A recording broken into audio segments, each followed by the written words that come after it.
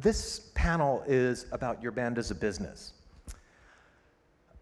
But I think it might be a good idea to, I'm sure you all, I mean, you're here, so you obviously know who Samantha is, but maybe we should start by just giving you a teeny tiny little taste of what she's all about in performance. Can we hit it? There's a movie? This is your life, girl. Does it start when I'm a baby?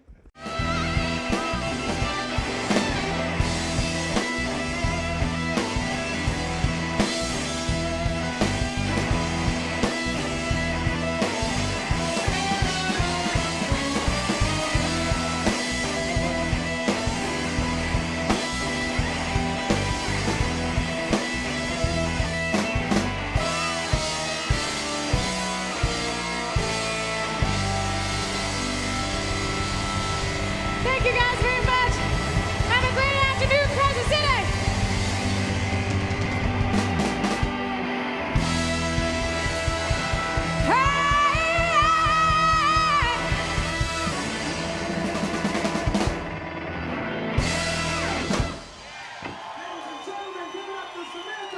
And she does it in heels. So that was an incredible afternoon. That was fun. That I think was that great. was our first official introduction to New Orleans since I had moved here. And so that was a really special show. And yeah, the crowd was awesome that day. It was my first time seeing you perform live. Oh, Even nice. though we had known each other for quite a We- while before that. And I was, needless to say, completely blown away. And for those of you who weren't there, one of the equally impressive parts of that afternoon was the fact that people waited online for 90 minutes afterwards to get your autograph. That was cool. That says a lot about what's going on here. But today we're going to try to talk a little bit about your career in the music industry and talk about from not so much a biographical standpoint, although obviously that's going to play a lot into it, but also in how you have approached your business. And I promise you that we will have plenty of time for questions, and if anybody does want to ask a question, all we ask is that you use the microphone right over there so that the folks watching on their computers and smartphones can hear you. So you come from Kansas City, Missouri. Yeah, I was born in Kansas City, and I started playing guitar around 15. My dad's friends all played. My uncles played. A lot of people I knew around my family and friends, they all played guitar, so that's kind of how I fell into it, and singing at the same time. And then I started, I don't know, I was a really shy kid, so I didn't really ever see myself being a performer, like in front of folks. I mean, it was the most nerve-wracking thing in the world to me. I couldn't even talk in class, let alone get on a stage and sing something. So I don't know, I kind of got put on stage once by accident, and it was like the most exhilarating, freaky thing in the world, and I just sort of made it that day sort of changed my trajectory, and I was like, I'm gonna do this. I want to be a live musician, even though it was awful. And you were how old at that? I was like 17 or 18 the first time I ever hit the stage, and I loved performing live, and I just sort of made it my mission. I was like, I could do this. I could turn this into I don't know. Kansas City is a musical place. They have music there, but I came from like a really practical family, a practical upbringing where that's not really a practical career. That's not something that most parents or teachers would be like, yeah, go for it. You're gonna do great. So I think I kind of was a little apprehensive, and it took some time, but I started seeing bands around Kansas City, regional acts come through this big club in town called Knuckleheads, and that's when I was like, I can really do this, because I started seeing bands playing and making a living on the road. And I was like, all right, so here's how you get from point A to point B. You actually just have to work really hard in between and start touring. So, I mean, I had some really great examples. So from the time that you first got on stage to the point at which you said, well, not only am I going to do this for a living, but you actually started getting paid to perform, how much time elapsed? I don't really know. I think my first paid gig was around 19 years old. I was out of high school. I was working I was like a pizza mogul. I was delivering in several different restaurants and managing places and just killing it. And also moonlighting as a blues guitar player. So my first paid gig, I got a residency hosting a jam at this little tiny bar in Kansas City called the Waldo Bar, and it's funny, it became a hit. Like, we were getting so many people each week because, I don't know, we just had like the right mix of the band, and we always had really killer jams. I prided myself on putting the right people together and made it like a fun experience, but that was like a weekly thing, and it was my first paying gig. Awesome. So that was at age 19. Yeah, and I kept Thereabout. that one for a couple of years. Wow. So you never went to college, I take it? I did one semester of a vocal class. Okay. I think I ran in there. I was like, "Hey, man, I know you got a curriculum, but I like want to learn specific. I kind of just want to work a little more tailored to what I do." And he's like, "Yeah, this is the curriculum. We're gonna do that." So I did a little bit, but I mean, Gotcha. So barely. So first time on stage at 17, first real paying steady gig at 19. Yeah. How long after that did it take before you basically said, "This is my job, I'm doing this for a living full time, and this is," and basically quit the pizza job and all that? It was within. I made it my mission to fill up my calendar. I didn't care where we played. I opened up a phone book, and that's how I used to book my gigs. I'd go to the yellow pages and just start calling random restaurants and soliciting them for money, and which is like really silly, but it worked, and I filled up my calendar that way. Like, I had a little red book, and I would just try to book 5 or 6 days a week for my band. And we'd play everything. I would put us everywhere. And finally, word started getting out. We started meeting some people, doing some private parties. I think it was like 1.5 to 2 years maybe before I quit. I had a really great thing happen to me, which facilitated more of my touring career. But the local stuff, I mean, I think I just quit when my calendar was full enough. I felt comfortable. That's awesome. All right, well, that amazing thing that happened to you, we're going to get to that. Okay, yeah. But one thing I am curious about is, because this is about, how to structure a business and build a business as a professional working musician. At what point, or how long did it take after, this period that we're talking about, before you actually took the step of forming an LLC or forming a corporate entity so that you are actually officially in business? Well, this is embarrassing because I'm a musician and I don't like paperwork. And well, no musicians like paperwork. Bureaucratic Even stuff. Bureaucrats like me don't like paperwork. Yeah, honestly, I did it way too late. I probably went within the last few years, I LLC'd up, which I know is silly, right? No. Before the big band. As long as you took care of it, that's I important. did take care of it, but it was one of those things I'd have people be like, "You need to get an LLC." I'm like, yeah, I know. And they're like, "No, seriously." But you did. Bad things might happen if you don't. Yeah, I did. Yeah. I did. And you started with an LLC, and then you even took it a step further than that, right? I got an S Corp. Yeah. Do you remember the rationale for converting it to an S corporation, which is another type of corporate entity? It was just for tax purposes. I got an accountant because, I mean, it's really hard to go back and track every, at the time I was like counting up cash, and I was trying to do things right. I was putting everything into a bank account, to say if I got 1099 by somebody, everything would be reflected in the account, and I wouldn't get. I'd have backup basically. But the accountant is the one who pushed me for the LLC and the S Corp, and really it was like so I could become an employee of the Samantha Fish company, and it just helped to kind of separate the two. That way I'm not liable for, I don't know.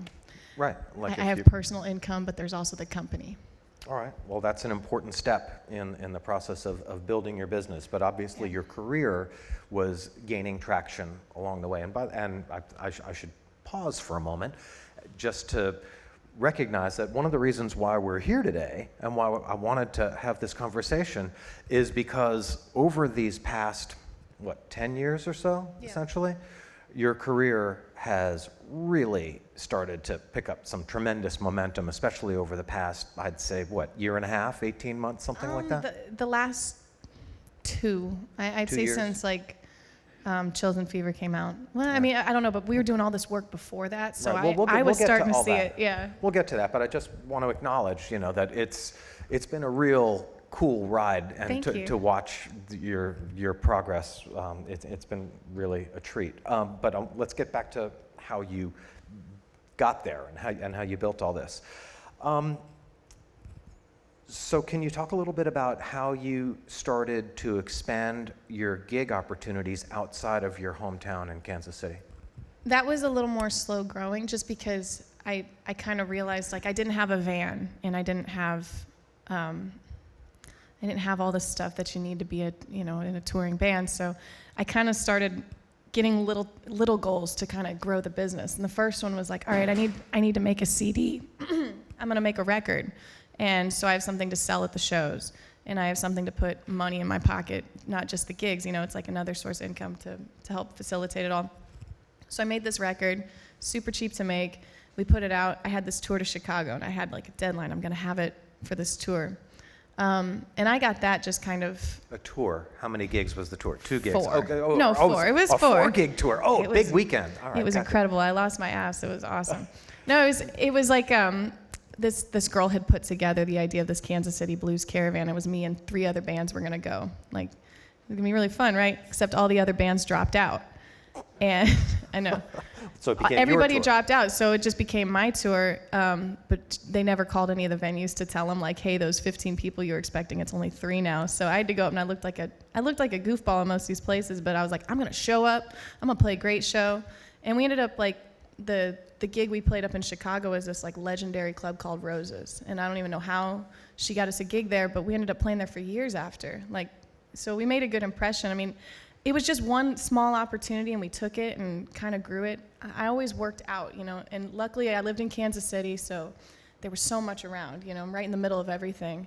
But the touring, the real touring didn't really take off until I got a booking agency. I was just working really hard, locally and regionally. Okay, but you made an independent album, Yeah. all on your own, And then paid for it, pressed it, did the whole thing, independent, selling from the bandstand, that type of thing. Pretty much, yeah. So you're classic, young artist, nuts and bolts. Yeah, just one step at a time. Right, okay.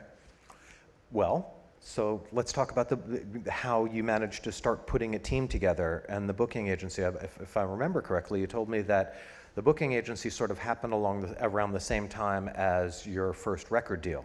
Yeah. That was Rough Records, the German label? Yeah. So which came first, the Okay. label or the booking agent? Well, Or were they they sort of... literally were like simultaneous things that happen, and, Right. and this is why.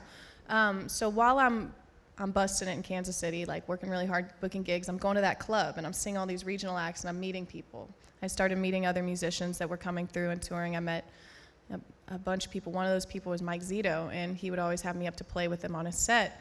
And we did this for a couple years, it was fun. And he got wind that Roof was looking for a 3rd member of this touring job, basically called Girls with Guitars. And they were looking for somebody, and so he recommended me, and they picked me up, and he got to produce the record.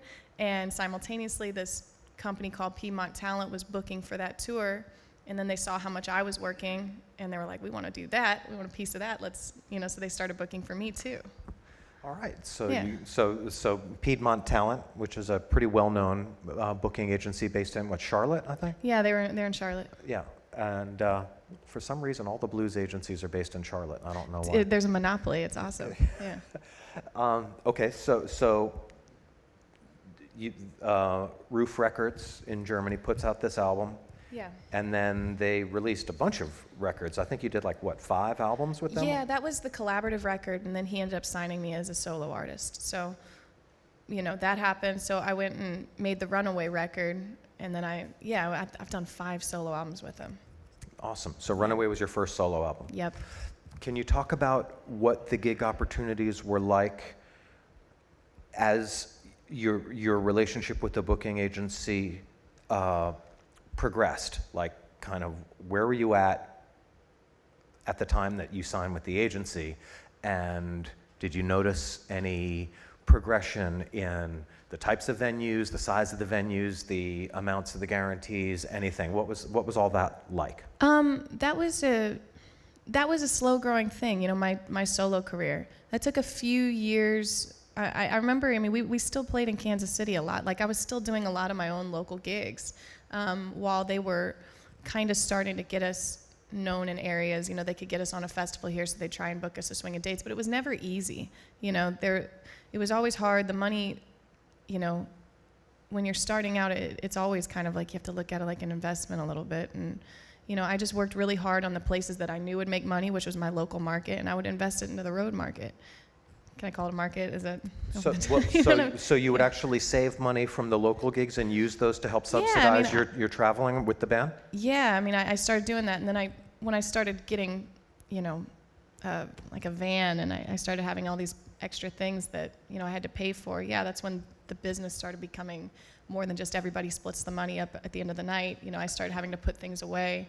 How big a band were you playing with at the time? Was a it trio? Okay, Yeah. so if you're playing a bar in Kansas City, like back in those days, Yeah. what was a typical take at the end of the night? I always tried to get everybody $100 if I could, and if they had to do any less, I would just pull it out of mine. So, or if the gig didn't cover it, I would just pay them out of mine. Right. So a gig that's paying $300 was a decent night. I was and then we'd have a tip jar and right. But get how lucky. did? But if how are you actually able to put money aside? I'm hoping that there were some nights that it paid a lot more than $300. Well, that's when merch started kicking in, and I gotcha. started using the CD money to pay for everything else. Okay. And so one of the things that so many people don't talk about is the importance of being able to save money and put it aside and to use it for there's all sorts of expenses that go, making a record, and back in those days we used to do stuff like press kits. Remember those? Yeah. And maybe you want to make a video, maybe you need gear, you need a van, you need all this kind of stuff. So being able to put money aside, and what some folks do is if they have a 3-piece band or a 4-piece band, they'll divide the money up as if there's an extra person. Like if it's a 3-piece band, Band fund guy. right? Yeah. The band fund is the extra person. Did you do something like that?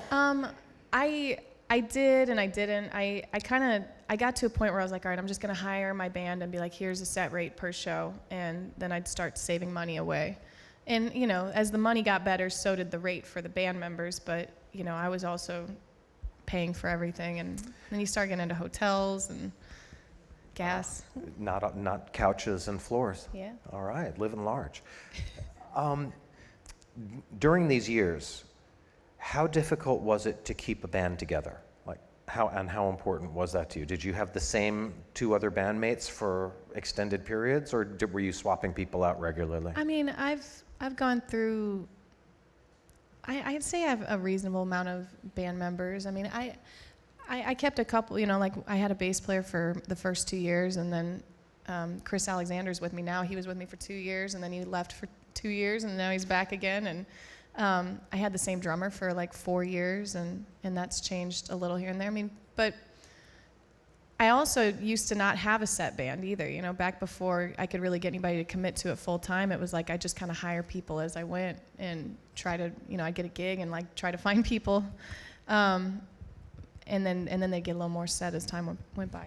Well, it's hard to get people to commit, as you said. Yeah, definitely. And touring isn't always the thing that everybody wants to do. It sounds like the ideal for a music. You're like, oh, if I could get on the road, but it's hard, And I think I took out some people, and they were like, I don't think they really dug it that much. It's not super glamorous all the time. So it's just finding the right people that are cool with that kind of static situation. Right. It's not always easy, but I've had really good band members. Awesome. Well, that one of the aspects of building your business and building your career, of course, is being able to keep a band together. Absolutely, yeah. And that leadership and the skills that are part of that is a huge aspect.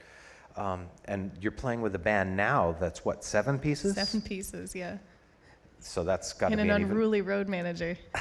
Yeah, no, we got 8 people on the road right now. It's huge. Awesome. Okay, so in the All right, so at this point, you've got a German record label that put you on a collaborative project, signed you as a solo artist, you started putting out your own records. Did you ever actually make any money personally from those records? Because you know how hard it is for artists to recoup and actually see royalties and all that kind of stuff. When you sign to a label, it's not necessarily a panacea. I just in the last couple years started receiving royalties. That's because we finally recouped the budget, and you know it's like I always just sort of saw it as like okay they're taking care of all of this stuff, publicity, distribution, all this hard stuff that I don't have time to do, and they're great at it, and I'm gonna make money off of my road sales because I'd always make money selling them off the stage too. But yeah, I mean, I just finally started recouping and getting that royalty. Just curious. Okay, so the team is coming together. You have an accountant, record company, booking agent, management. Yes. How did that come into the picture? Well, Ruben Williams is my manager, and I met him. Louisiana native. Yeah, he's the guy here and everywhere. I met him through Mike Zito, and I knew that he managed Tab Benoit, and I just really liked his work ethic, and I heard how much passion he put into his art, you know, into his projects and everything, and I really wanted to work with him. I remember sending him an email like right when I got the roof contract, and I don't know if I heard back from him for like 2 or 3 years. Join the club. Yeah, which is fine. But I think I was always kind of on his radar, and we were all, and then eventually he started working with me slowly, like helping me with bigger things, and then putting me on. I think we really started working together when I made the second album with Roof, and Mike was producing it. It was called Black Wind Howlin', and I got to use Jan Rico Scott and Charlie Wooten on the record, and they were, you know, so it was like 3 out of the 5 members of Royal Southern Brotherhood. So Ruben really started taking over then and like putting me on the road with the RSB for a couple tours. I think that's kind of when he officially took over like day to day and became like my official manager. And how long ago was that now? 2013, 2014. Okay, so it's been quite a while. Yeah. Well, having a manager handle all of these various aspects of the business side, was that a big adjustment for you? Was that difficult to let things go? Was it a huge relief? I always trusted him. You know, and Ruben he had a guy for a while doing like tour management, you know, handling the advancing of shows and stuff. But it was hard, and it wasn't hard because it's really difficult to manage and like juggle all these different things when really I started my career writing songs in my room by myself, and that's kind of like you're always fighting to get back to that point to where I don't have anything else to do but to write songs, and it gets to a point where I'm like dealing with mailers and advancing shows, and you're doing way more errands than any kind of musical thing. So it's good. It's good to bring somebody in, and honestly, he handles more long-term stuff, you know, strategy, and where we're going. You know, 6 months down the line, 2 years down the line, 5 years down the line. So, and I do want to talk about that next, but just out of curiosity, so was there another person, like an administrative assistant or somebody else to help with some of those more mundane type daily tasks? I actually had a girl in Kansas City for a while. I was just like, come over and do all the things I don't want to do. And it helped a lot because it was crazy for a while. I mean, I was coming off the road and running my own online store and going and buying bubble mailers and like filling out 50 packages and sending them. That was like a whole day's thing. And then, you know, folding T-shirts and trying to organize everything. You all know exactly what she's talking about because you've all been in very similar situations, I'm sure. So you know, it's like, it's a lot of work all the time. And I didn't always have an assistant. Now the band's bigger and I have a road manager, he definitely helps me with things that, I mean, you can only remember like so many things at once. I mean, the number of details that have to be coordinated for it's a lot of career details. It's amazing. It takes a whole team. It really does. So let's talk about strategy, which you just referred to. And I'm sure that there are a bunch of people in the room who know your manager, Ruben Williams, personal friend of mine. It's how I met you. And he does a great job. Can you talk about some of those early conversations about strategy and what types of things you would talk about? And when you say, let's look at the, would you say, let's talk 5 years out, 10 years out, or was it more like 6 months, maybe a year? What were the types of strategic moves that you were thinking about that you would need to try to get together? Well, a lot of the strategy is like centered around albums, I think, because that's like a pivotal moment. That's when there's the most excitement about what you're doing. When you're releasing something new, you have something to say. There's a story to be told. And it's there's news. What you're creatively thinking about at that moment. Yeah, we're not just like, that's kind of where he's at. It's just so we're not out there running circles, touring all the time on the same album. You can only do that so much before people, I think, start losing interest. So keeping things exciting, and how do we grow from here, and how do we reach more people? That's really what he excels at. Specific conversations, like the whole Chills and Fever album when we were going to expand the band, and how exciting that was going to be, and the change, and how to handle that change, and market it in such a way that it doesn't scare off our fans that have grown to love the trio, but also embracing this new sound.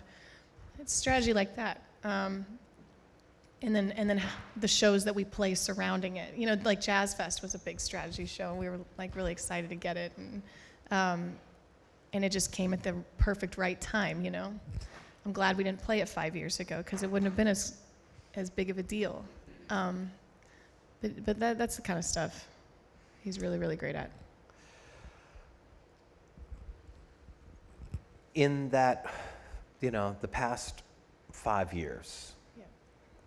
Can you think of any particular,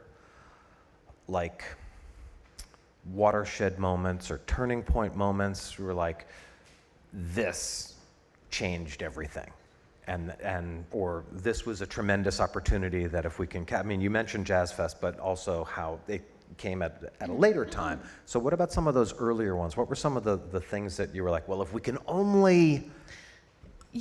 there's so many things that happened that were unprecedented, that we had a couple videos blow up on the internet just out of nowhere, like a Facebook video, and it got millions of views in a very short amount of time. Like a cell phone video? Yeah, which is something you can't control. It's just like a freak accident, but we had a video blow up, and that's how I met Bobby Harlow, the producer from Chills and Fever, and he introduced us to, we ended up doing some demos for Sire because of this one internet video that a band called Walk Off the Earth shared.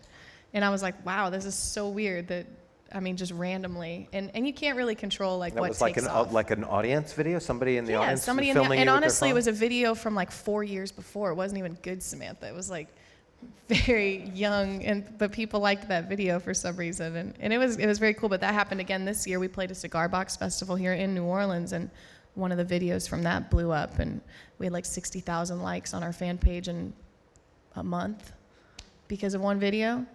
Crazy. But and that was a small room. I was there for that show. I know, and it was everything happens for a reason, and so but we played some really incredible shows that were turning points. Like Telluride was a big deal because it's a huge lineup, and so you want to go out there and impress. We've had some great opportunities to play big shows and always made the most of them. So I think that has helped. What's your feeling on doing opening slots versus playing under your own name? I always like playing 90 minutes and, getting that long show. But when you get to go open for somebody, if it's the right band, you're getting introduced to a whole new crowd of people. And that's, you get a really short amount of time. Usually it's 45 minutes. We just did a tour with the Revivalists in Texas, in May. And we played some really great theaters and rooms, sold out shows, like bigger than the rooms we're playing in Texas.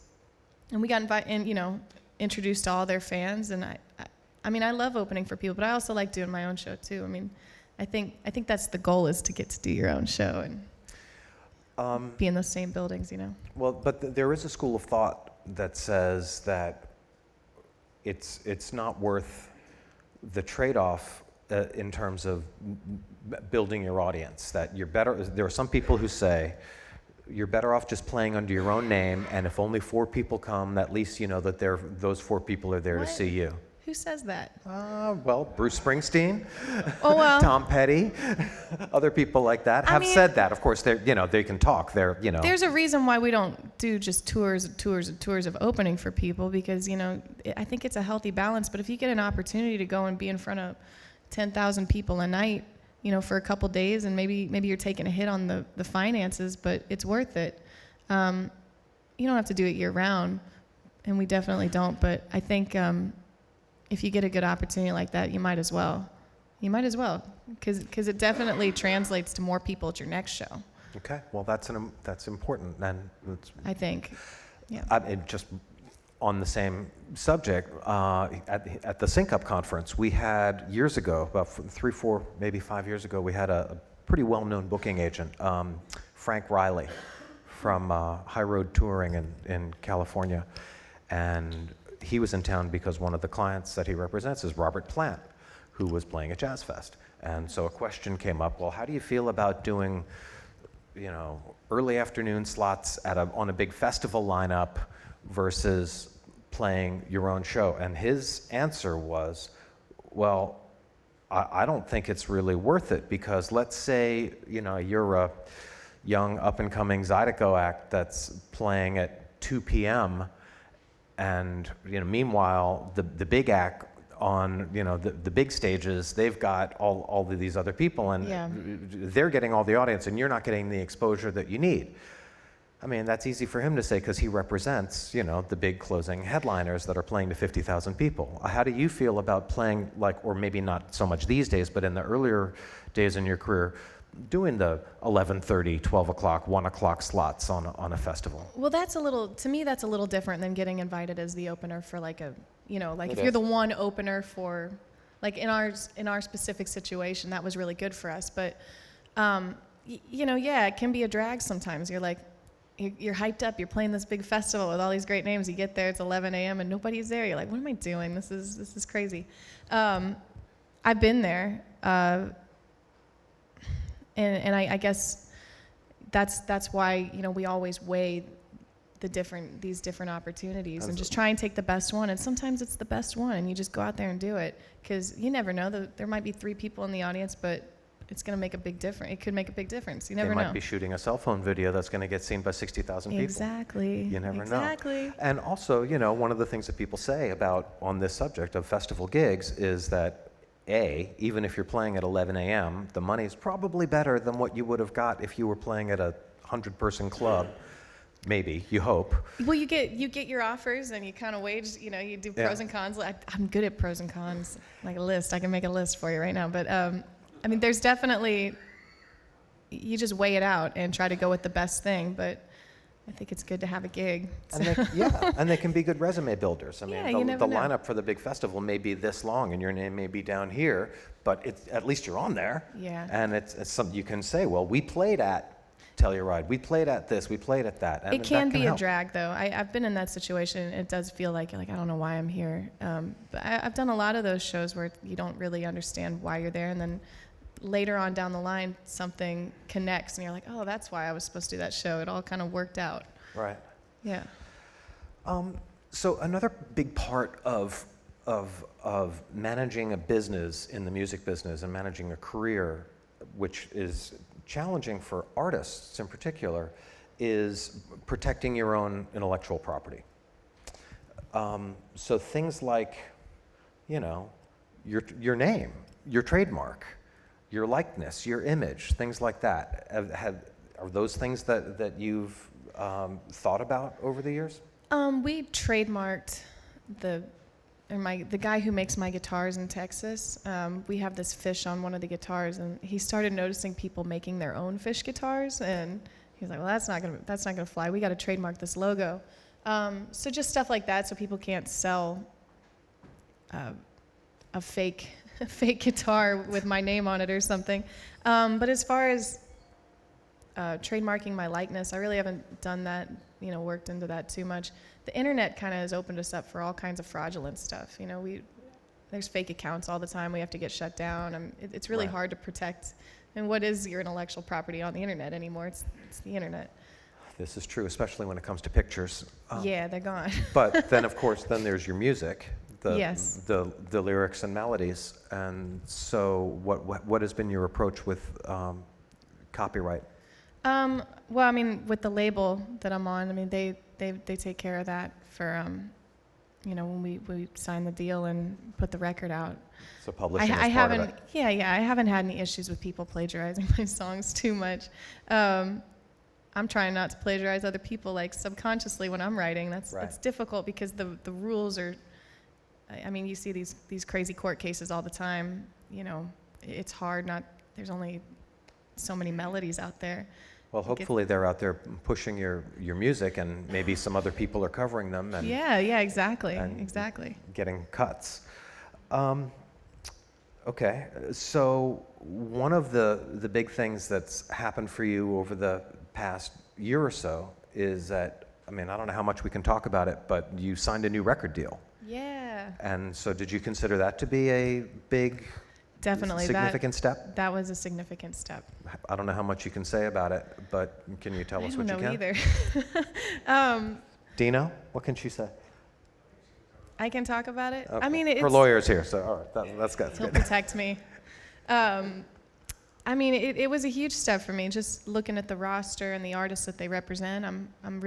It's Rounder Records. I'm honored to be a part of it. They're like under Concord is like the big label that sort of houses all these different label groups. But it's a huge honor. It's a step up for me. Like the team is really incredible there, and I loved where I was at. I've been really fortunate with labels, man. Honestly, I'm one of the few artists that I'm sure actually talks good about labels. I've had good fortune with them, but I know it's not always the case. But I think I'm just excited to work with the team. They've got a really good team there. Awesome. Yeah. Actually, I'm reminded that we should probably take a quick step backwards just for a second, because before you signed with Rounder, you made 2 albums that both came out in 2017. Yeah. And Roof Records. I don't know if you all saw this, but just last week, your 2 albums were numbers 5 and 6 on the Billboard Blues album charts. Yeah, they were. So that's pretty cool. Can you? Thank you. I know that there's a story that goes along with that. Can you? And that gets into kind of the strategy and thinking ahead and goals. So putting 2 records out in this day and age during 1 year, especially very different style records, has a lot of risks. Can you talk about that? Well, all right, it's kind of a long story if you want me to tell the whole part. We recorded Belle of the West. I did this album called Wild Heart back in 2015. It came out, and we were still on a wave from that. I wanted to go and record another album, kind of in the same feeling that we had recorded part of that Wild Heart record in, which was this. We went to the Zebra Ranch studio in Mississippi with Luther Dickinson and Jimbo Mathis and everything, and Lightning Malcolm, all these really wonderful Mississippi, Tennessee area musicians. And we did this kind of raw acoustic record. Everything was live. And I got inspired to do that through the Wild Heart session. So we recorded that album. That was Belle of the West. And then we got this opportunity to do some demos for Warner Brothers. And so we seized that opportunity and went and recorded with this producer, Bobby Harlow. Anyway, by the time we'd finished with that, it was like we wanted to do this Chills and Fever record because we'd had that experience doing these demos. And it just felt like the right time to do a big, exciting project like Chills and Fever. So we did that. But I still felt like Belle of the West was too good to keep on a shelf, and so did Ruben and the label. Luckily, Roof Records was on board to do something this crazy, which a lot of people I think would consider 2 records in a year is kind of like it's a weird move, but it ended up I don't know, it ended up working out. I think they were different enough from one another, the records, that it was exciting and it worked. If they were too similar, I think it wouldn't have had the same impact. I'm just trying to imagine, like, as we said, the past 16 to 24 months have been like, you know, at least from my perspective. It just seems like you were playing at a certain level, and then all of a sudden, you know, New York Times starts writing about you, and these records are coming out. It's those two records. It was the two of them coming out together. It was like, that was the strategy. You know, that's where, like, Ruben just knocked it out of the park, because it was like it was a different, exciting move. And I think people were like kind of intrigued, like, what is she thinking, putting out 2 records in a year? This is ridiculous. And then they listen, they're like, you know, I'm very proud of those projects. I love both of those albums, and but that was part of the strategy, was to kind of, you know, you want people to look at you. You're trying to make noise and get people's attention and focus, and that's what that did. Right. Well, it certainly did. And among the accolades and recognition that have come your way is this year you also were the Artist of the Year, the Female Artist of the Year at the Blues Music Awards. Yeah. So another Thanks. congratulations. So when I say that it has been a big year and change for you, I mean, a lot of things. I mean, not that you're a stranger to those awards. You did get, like, whatever their Rookie of the Year or New Artist of the Year. I got the Rookie of the Year. Yeah. And now you're the Veteran Artist. Well, seriously though, congratulations. Thank you. It's really amazing. Thanks. Okay. I've only got a couple of more questions on my end. Some of you, I'm sure, have questions of your own. So if you'd like, now might be a good time to make your way to the microphone, or not. Otherwise, I'll just keep going. But if anybody does have a question, please feel free.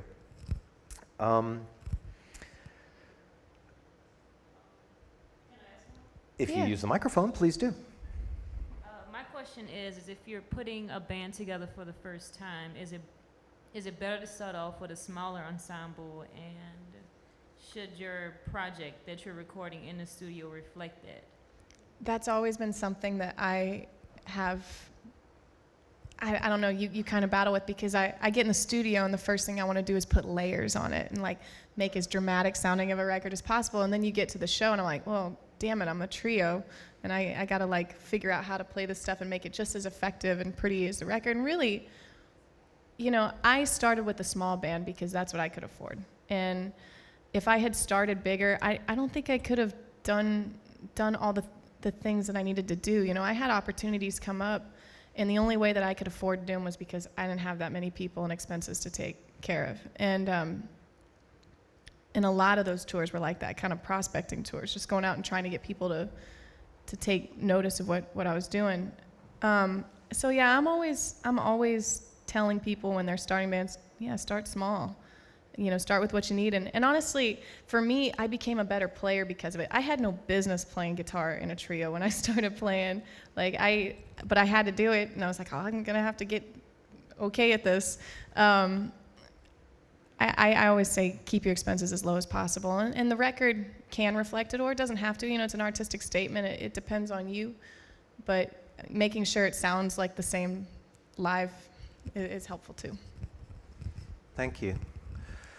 And of course, it goes without saying that, you know, talent is a prerequisite for all of this. I mean, there are people with lesser degrees of talent that manage to become successful in the music business, and there's lots of talented people who never become successful. Yeah. But it's that combination of skills and smarts and work ethic that really are what have to come together. Plus, I guess, a lot of luck, maybe. You know, yeah, and I know I'm crazy fortunate to be in my position, and you know, I've got a crazy work ethic. I'm not gonna say that I've always had the best intuition when it comes to business, but I surrounded myself with folks that, you know, could help guide me. You know, and I think that as an artist, it's not always my job to have the business, all the way completely down, because otherwise I'd be a great manager, That's why there are managers and artists, and I'm just fortunate that I got the right team put together to, we're all doing this. I feel like it's a group effort. Can you think of any business mistakes that you've made, like that you I just don't want to admit to that. Oh, okay, never mind. Oh, I make them all the time. I mean, it happens. It definitely happens. I'm trying to think of anything specific. Shoot. I have made them. I definitely, you make mistakes all the time. It's a part of life. I mean, we all go to work and make mistakes. You just try to learn from them and move on, and hopefully you didn't lose. I mean, okay, so one time we had this gig in Mexico City, and I didn't have a contract for it, and I bought plane tickets before I had a contract, and then it went away. And I was like, so I just lost like $800 for no reason on plane tickets. that's all? Well, it was a trio back then. Okay, so, yeah. whew, thank God. No, but stuff like that, just like oversights.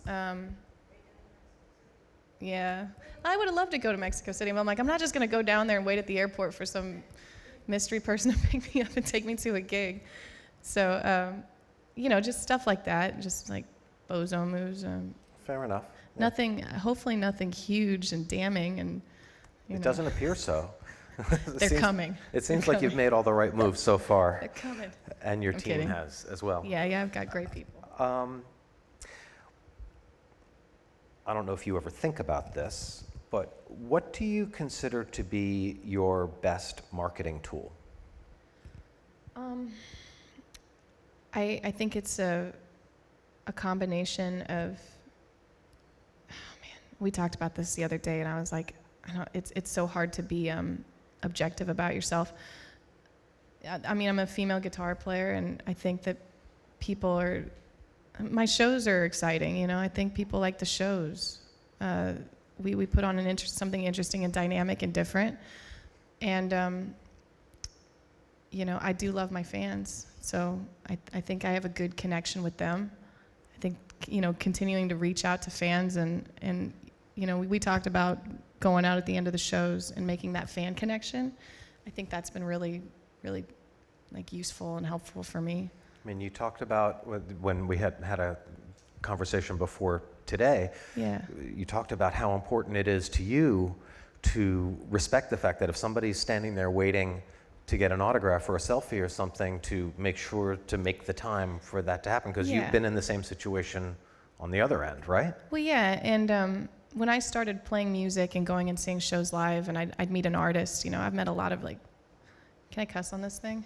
Can I? I can? Yeah. I met a lot of assholes, and I met a lot of really nice people, and the nice people, I remember, I got to meet Alice Cooper in Hawaii, and I remember him being nice to me more than I remembered how great he sounded that night, because it was like, I was a fan, and it was exciting for me to meet him.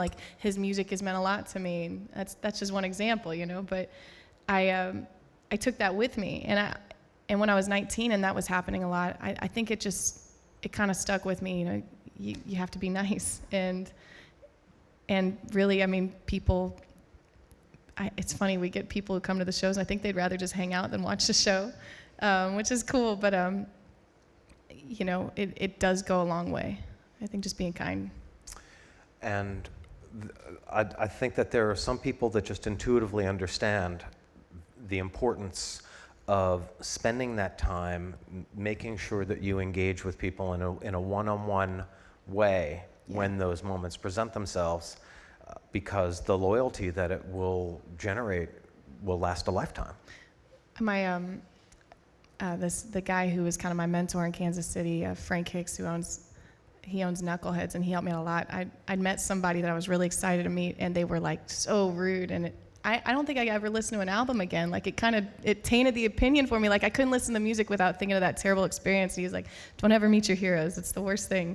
Right. Just keep them far away and up on a pedestal in your mind." But so I don't know. I mean, I meet a lot of little kids, and I feel grateful that I get the opportunity to play on a stage. So whatever I can to pay it forward and just be nice and leave a good impression and a good memory for somebody, that goes a really long way. Well, as we talked about the other day, in my personal opinion, what I think is your greatest marketing asset is your live show. Oh, It's thanks. just the live show. I mean, your songwriting is great, and one of the things that I think comes across in your live show that people may not necessarily pay attention to until they get there and they see it is just what a great singer you are. I mean, everybody pays attention to your guitar playing, which of course is well justified, but I'm continually blown away by just how incredibly expressive and dynamic you are as a vocalist. And I think that sometimes may get overlooked. But it's that whole, and I mean, I know what you're talking about. It's unusual that there's a female guitar player. And, you know, I guess guy guitar players are a dime a dozen, so they... Well, and that was something like I wanted to get away from.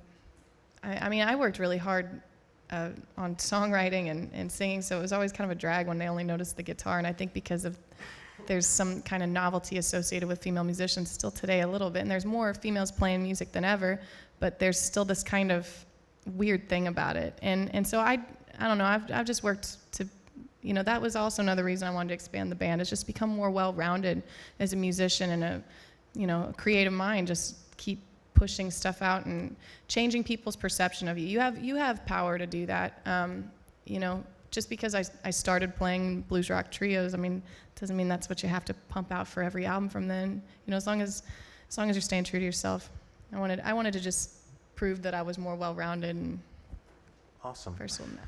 Well, I just think that when somebody has the opportunity to see you in performance, that is when all of the pieces suddenly fit together. And you're like, wow, okay, great songs, great music, great playing, but incredible dynamic delivery. And, you know, the cliche, you know, leave it all on the stage.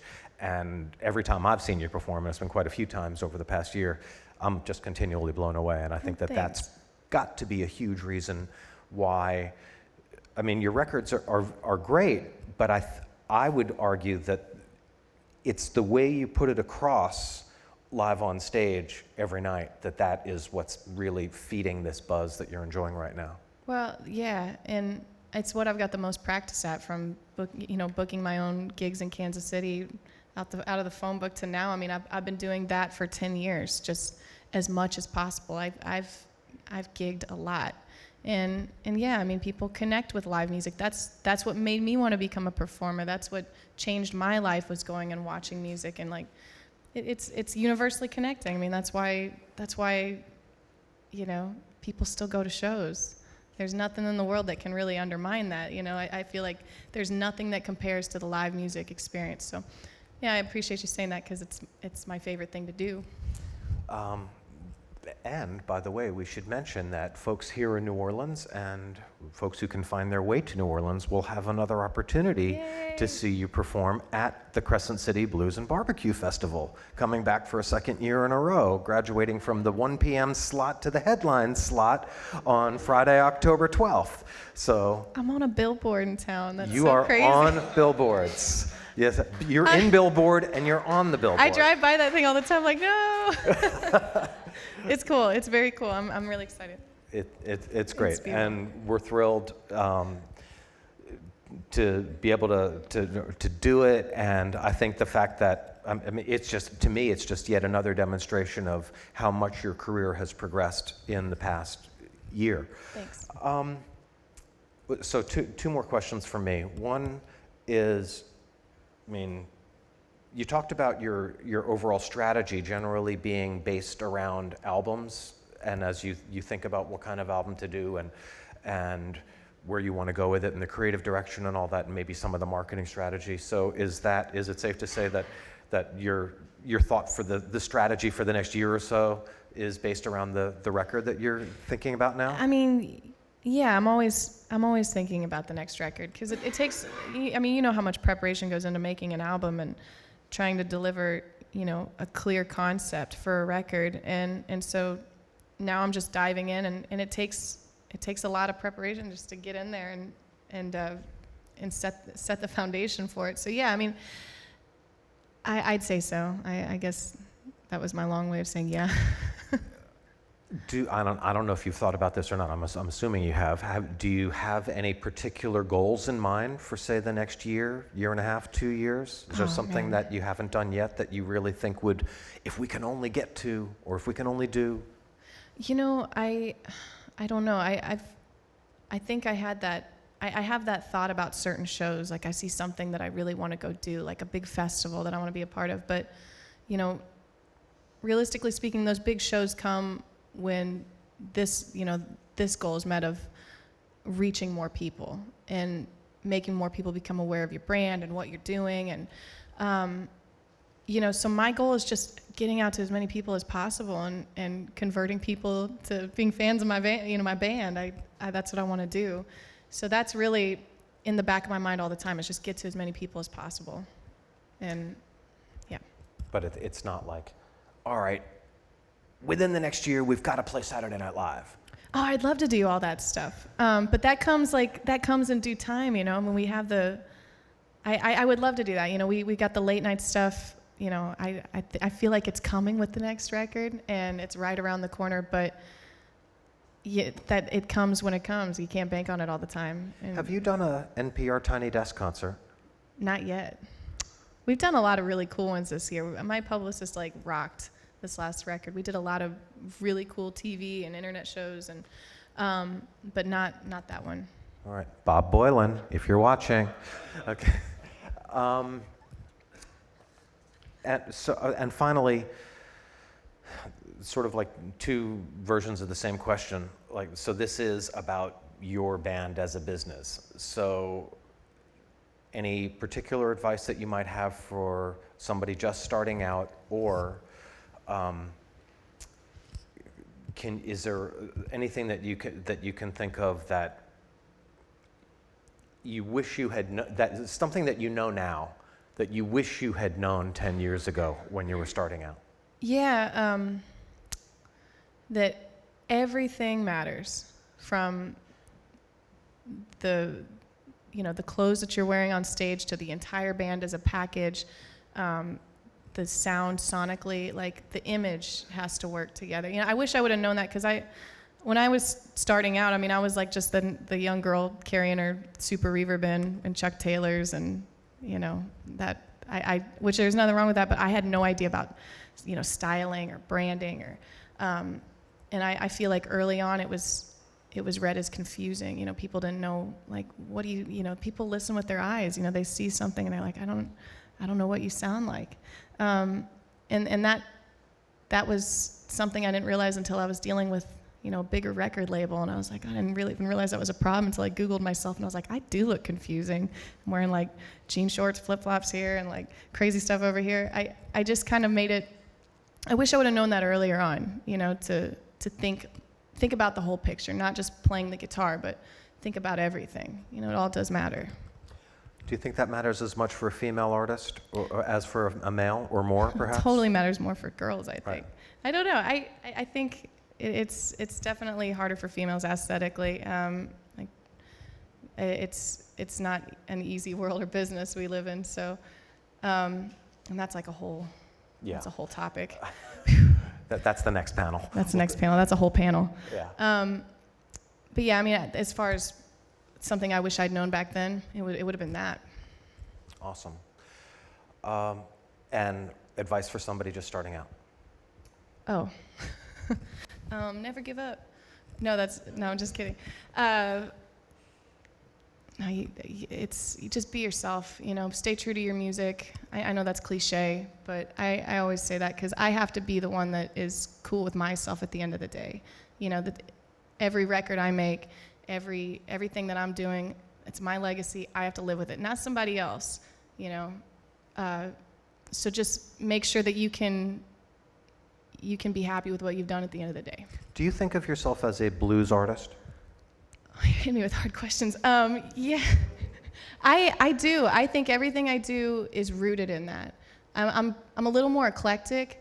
From a purist standpoint, I don't think that any purist would label me a blues artist. I think I get a lot of titles like rock, Americana, soul, R&B.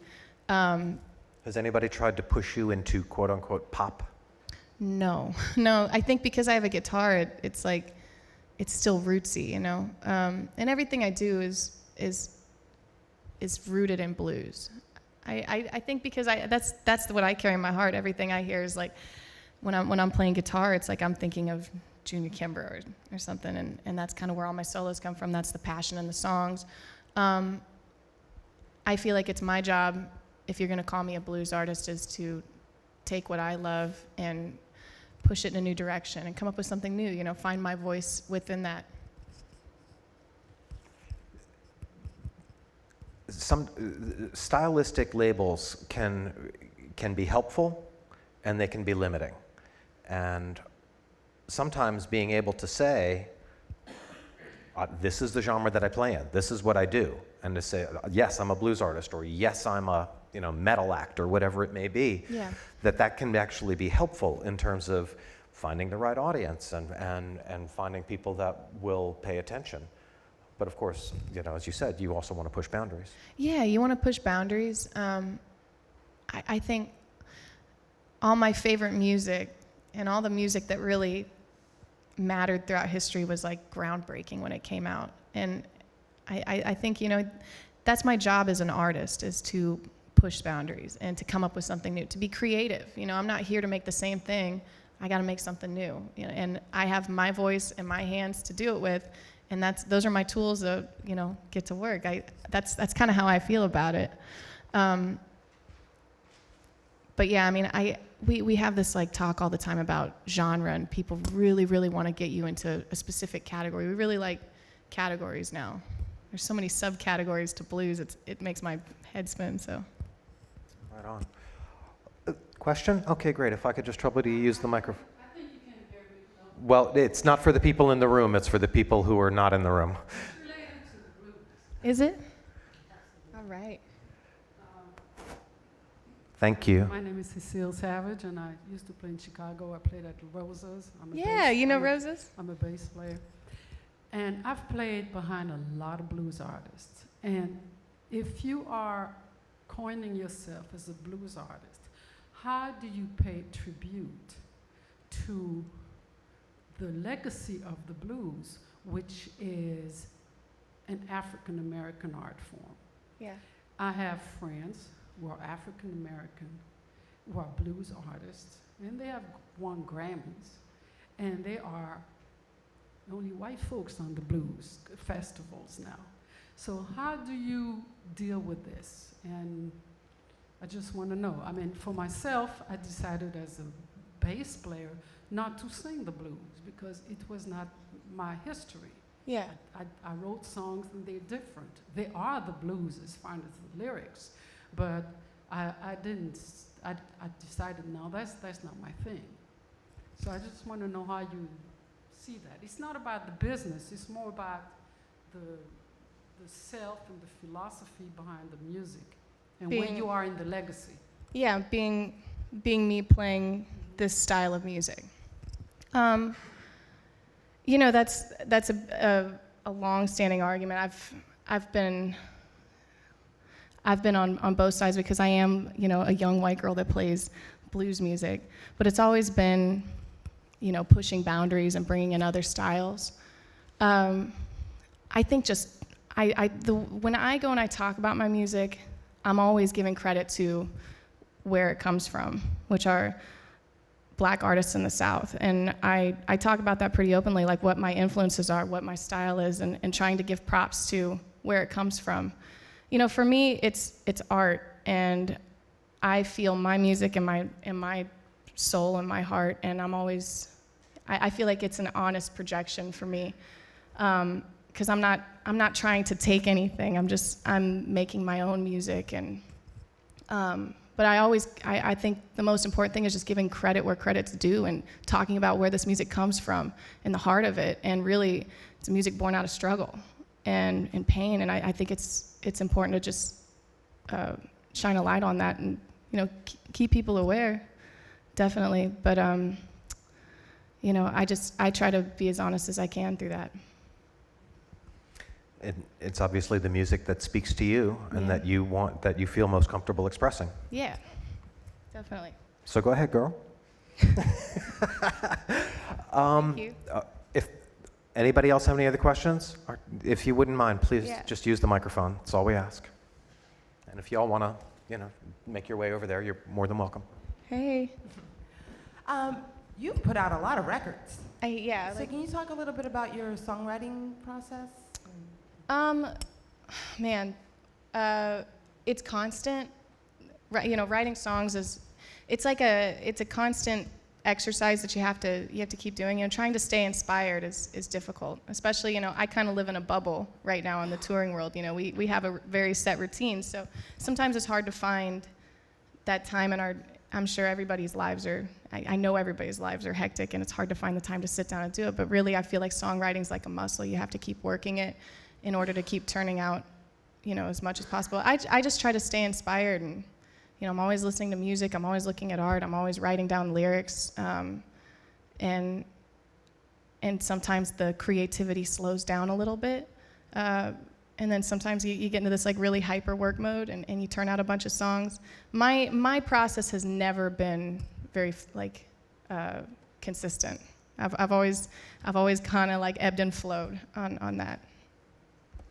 Do you ever just say, okay, today's a songwriting day, sit down and say, all right, I'm going to write a song? Or do you have to wait for the inspiration to Yeah, strike? I do have those days where I'm like, okay, sit down and do this. It requires some discipline. I really feel that, you have to make the effort or it's not going to happen. So there are days where I sit down and sometimes you don't get anything and that can be a little discouraging, but you just have to keep sitting down and doing it. You just have to keep doing it. Yes. Hi, my name is Marini, and I'm 17 years old, and I'm part of a band now. And before I joined the band, I played at the House of Blues and Tipitina's, and now I have like a good niche of guys that I played with. And like next month, we're playing at Tipitina's, and I really want to know how to like book a solid gig. Like I email, bookers, or I call them, and then I never get anything back. So what's like your? I understand your pain. Welcome to the music business. Yeah. Like what's your opinion? Like I want to, This is difficult because. What kind of music do you play? I'm R&B and soul artist. R&B and R&B and soul. And what's your instrument? Vocalist? Okay. Okay. This is tough because you might never get a call back from that guy. It might not happen. I sent out so many emails and I made so many phone calls that were never returned, and I've always circled back around because there's this like fine line when you're booking your own shows of being persistent and like, all right, I'm showing them I'm a go-getter. I'm not giving up, and then also stalking them. So I've been on both sides of that. You don't want to stalk people. Because then they're never going to hire you, just a little bit. I think it's just a matter of, I can only tell you what my experience was, which was I just kept throwing stuff at the wall. If I got told no or if I didn't get an answer, I was throwing out so much at one time. I wasn't just doing, you just got to keep, booking gigs en masse. Book the gigs en masse. It's tough though, but what'd you guys say? Is it a bad idea to like automatically like send your songs or your videos or your photos? No.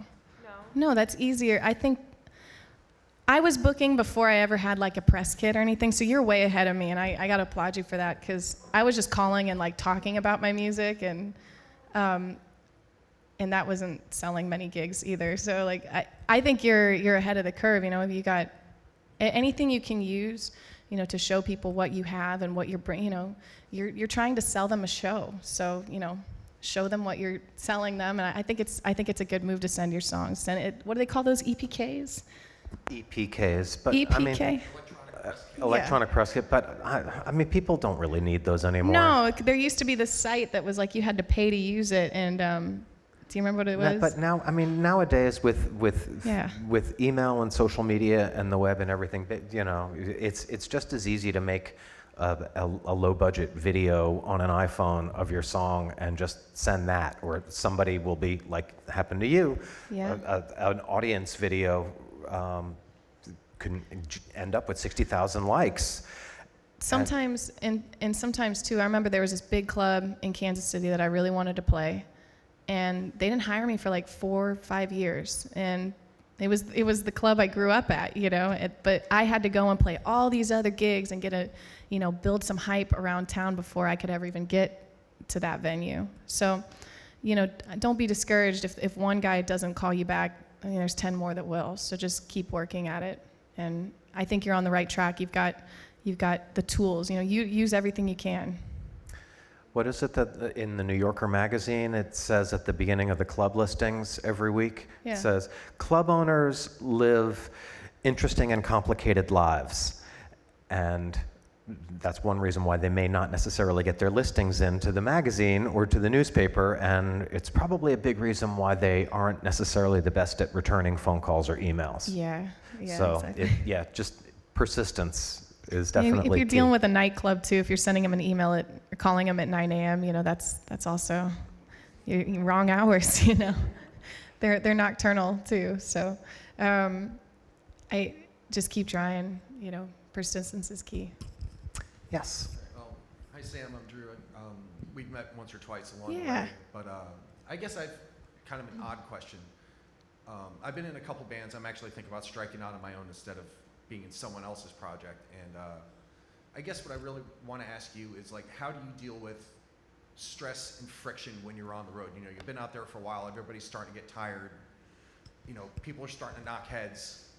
And like for you personally, like, what do you do to like decompress and stay focused and like keep moving? Headphones? Headphones help a lot.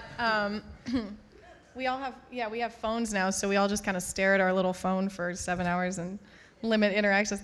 I don't know, there's times where I've been in those bands before where you're like, if only I could just pull over here and I could just like punch these people in this, like just beat the hell out of these guys in a ditch and leave them. I mean, that's kind of the feeling. It's so familiar, you're living in a bubble with people.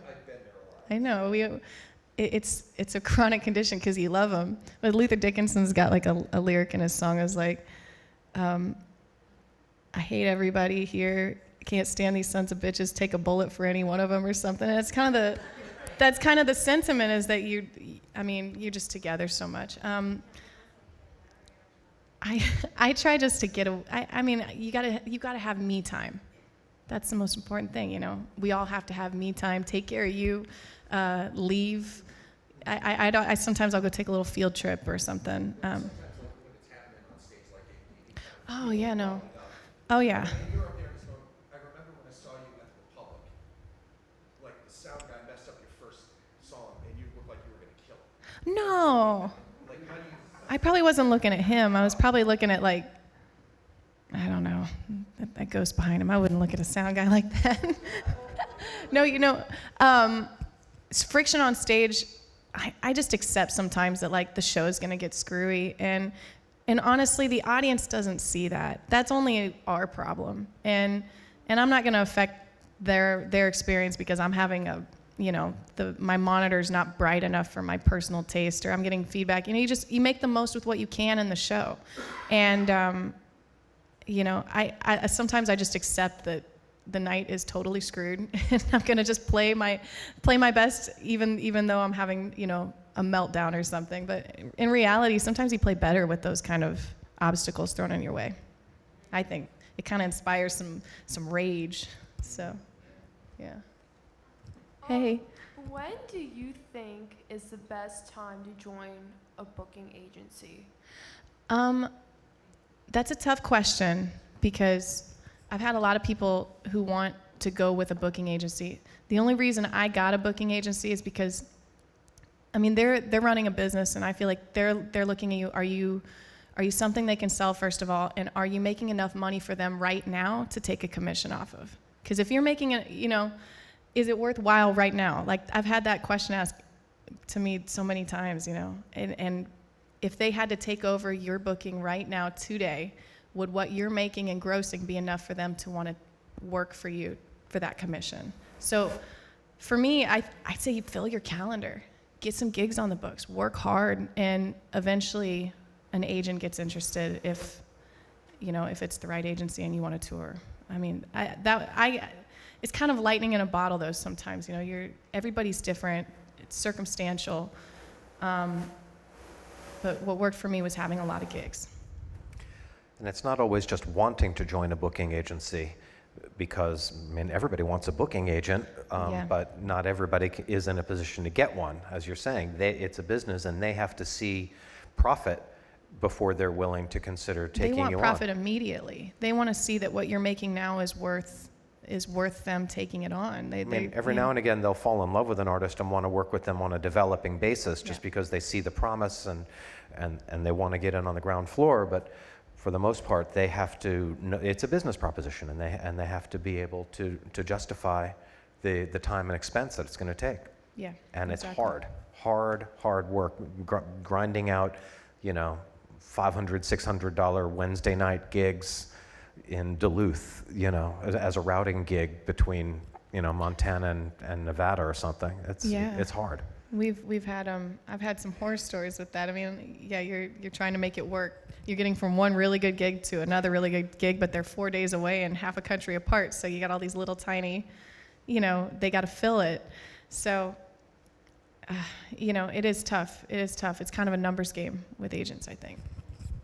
Yes. You mentioned, excuse me. You good? You mentioned being true to your sound. So in your creative process, or just in general in a creative process, let's say your sound is reminiscent of different genres of music. Yeah. How does that affect the marketing and the booking once that music is out? Well, that's really tough because I deal with that all the time. Like, how do you make music that's going to be marketable for your team, right? Or if, for instance, I'll put an example. So if there's a blues festival and Yeah. your music is reminiscent of country and blues or of some other genre of music, how would that affect if you want to play at that festival? It depends on the buyer, I guess. It depends on the person who's promoting the festival. We've had that. I've seen that argument a lot. Even in specifically to my band. Like, since we're not a traditional blues act or play enough blues, there's been some kickback at festivals. Like, does this belong at a blues festival? If you're trying to put your music on a show, Yeah. like which area does it go in? Oh, are you talking about like television show or sorry? For instance, in a music store, if there's Oh. the blues section. How do you decide or- what genre it goes to? I mean, I guess you just got to listen to the final product and I don't know, man. I'm still working that out because that's the craziest thing to me because I've got all these influences. I love rock and roll. I love blues. I love country. I love Americana and R&B. I mean, I've got all these different influences and it's hard to how do you categorize that? How do you boil it down to one specific genre? I've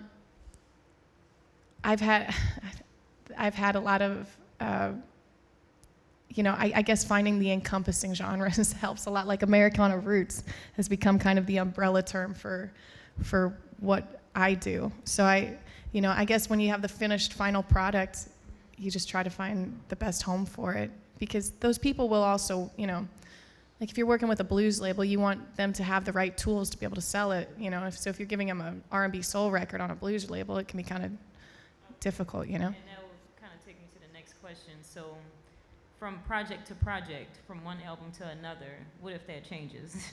I think it's okay. I think artists are allowed to grow and change and evolve, and it's always a fine balance between not alienating the people that, essentially are paying your bills and make up the core part of your fan group. You don't want to jump the shark too much, but I think easing into transitions. If your heart really calls to you and you want to play this style of music, mixing them together, and you can. I think there's a way to wiggle between genres and stay true to yourself as an artist, and also maintain, your fans. And you're always. I think you have to accept sometimes you do lose people, to change. It's just kind of normal.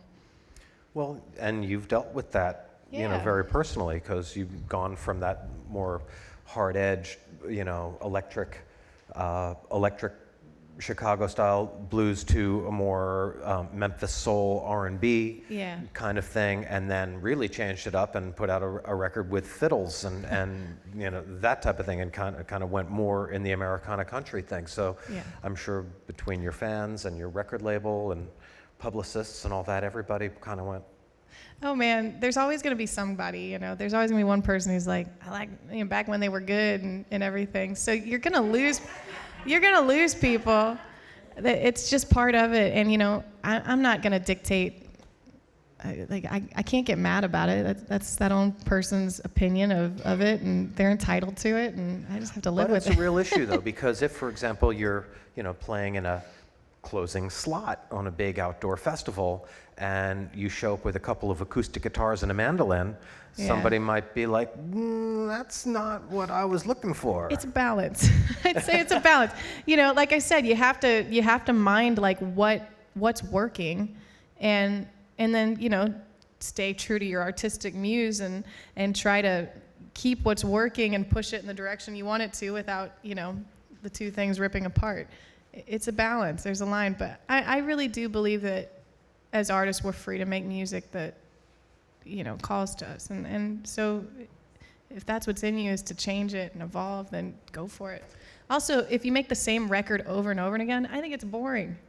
I think it's good to change. I think change is really, really good for everybody. Good music finds its way. Yeah, I it mean, does. it may turn out that your next record is not necessarily appropriate for a quote-unquote blues festival, Yeah. but it may be perfect for a quote-unquote Americana festival or something like that. So you never know. You We're just so got to do focused it. on genres. I just like good music is good music. I'm with you on that. Yes. So this has all been very focused on your experience as a front woman, solo artist, band leader, that kind of thing. Just wondering if you've got any advice for people who are, you know, the supporting musicians in terms of building a successful career in that. So horn players, other bass, Yeah. whatever. That's a little tougher because I've been in that position a few times in my career, like where I was hired in a band to go on the road, but not enough to like maybe give strategy pointers for, you know, people hired gun type situations, you know. I think visibility is important for everybody. I think having a social media presence, you know, being available, just being visible. It's amazing how like happenstance it was putting my band together. I mean, Ruben is he put the band together, and it's kind of like, you know, he just met like some of them on a whim, and it was like they ended up being the right person for the job just because they were in the right place, right time. I think just going to the events where, you know, there's gonna be music going. If you're looking for a gig, go where there's music, and sometimes the right gig comes along. But just visibility, being visible, being out there, making it known that you're looking. All right. Well, unless there are any other questions, going once, going. Come on. All What right. you got? One more from you. One more. So what if, like I said, you're putting a band together for the first time?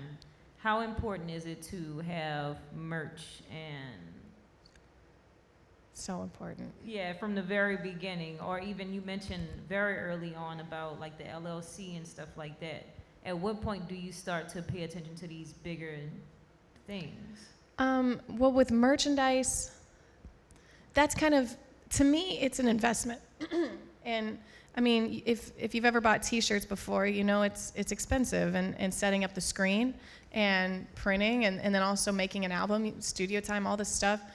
I think knowing your audience is really important. If you're a jam band, maybe making a record that you're going to go into debt on isn't the right thing, you know, like find out what people actually buy. Like I've been to a lot of jam band type festivals, and it's like they're not selling CDs, they're selling T-shirts and apparel. So know your audience, know what they're buying, start there, because you're trying to turn a profit and invest back into your business. And Lighters. the more, yeah, the what did you say? Lighters. Lighters help.